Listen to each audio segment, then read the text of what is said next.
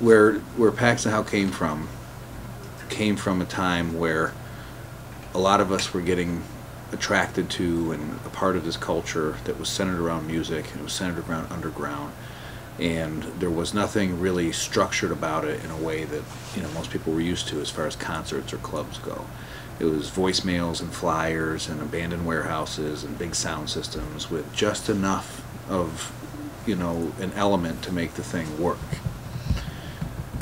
During this excursion in reality, if you will, a lot of people just started to develop a very natural curiosity of, why are we here?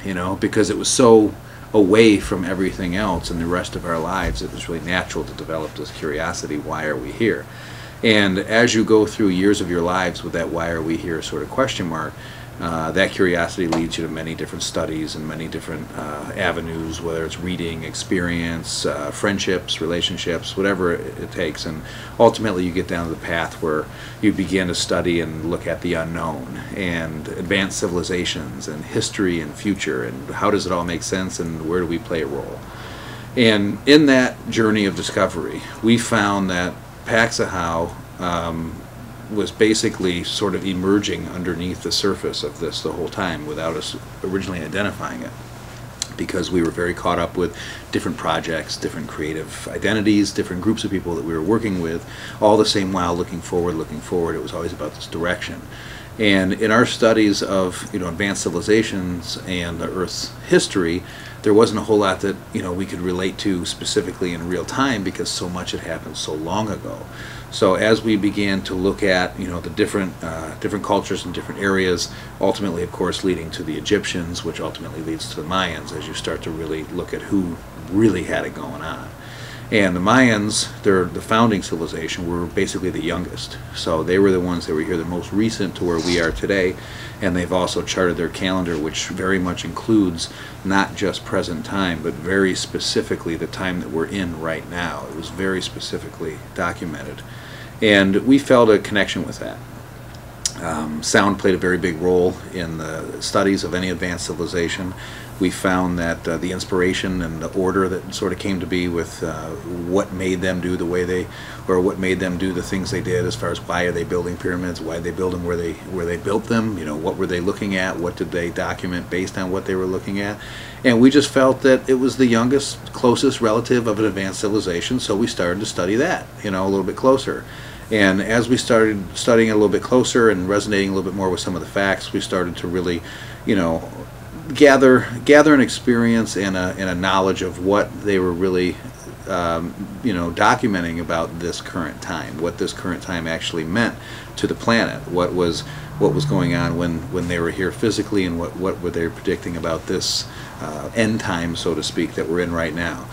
And because we had kind of, gone through the underground phase of Detroit, and we were kind of figuring out what to do with technology and why technology and analog were it was so important for the two of them to work together, we felt that using a Mayan name was really more symbolic for kind of like an end-all be-all name where we wouldn't have to keep flipping around to new brand ideas. So to make a long story short, Pax means the power of music in an ancient Mayan dialect, and Ahau is the final time signature that we're actually in right now. So Paxahau means the power of music and the final cycle of time that they recorded. And we felt that was kind of like, okay, we don't need any more names after that, because it really symbolized kind of how we felt. I mean, Paxahau, although the title of Paxahau is Mayan inspired, it's really just a global consciousness that kind of brought that into perspective. Paxahau, is in Detroit because this is where the project was inspired, and this is where the project gives back to. Paxahau and electronic music in Detroit have always been completely connected. We've never produced another event outside of Detroit. We've never, really produced another event outside of downtown specifically. And when we first started to work in the city here, after, kind of poked around, met the people, parties were just starting up. We did our first event in 1993, in fall of '93. And this was a time where everybody, we were so young, but we were so organized. And everybody knew what they wanted. It was one thing and one thing only. We wanted to hear this music as loud as possible in a private place where it was just us. And that was enough. I mean, no matter how hard the week was, as long as we had that at the end of the week, everybody was happy. And, you know, great things don't last forever, but this is truly what it was like when we were, you know, in this, you know, time of inspiration.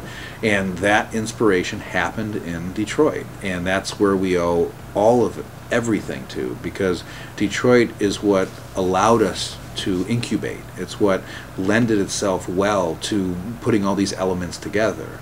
And you can't duplicate that with, you know, falsifying a memory, of trying to transplant, you know, a vision of the future. I mean, it all came from a specific place. It all came from specific people.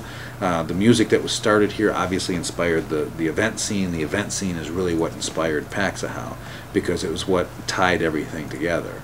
So I think that Paxahau has a lifelong commitment to Detroit, because Detroit has already given Paxahau a lifelong inspiration. And it's, you know, it's our position that we are always going to try to promote the sound of Detroit, whether it's something that we produce, whether it's something that is produced here in Detroit by someone else, whether it's a record label that we're trying to promote the sounds of, or whether it's an event that we're archiving. When we archive events, we archive DJs from Detroit and abroad, but the sound is coming from the event in Detroit. So that's why you know, we've always kind of considered Paxahau to be the electronic music voice of Detroit, because of our archiving habits of recording and broadcasting the sounds of these events to the rest of the world.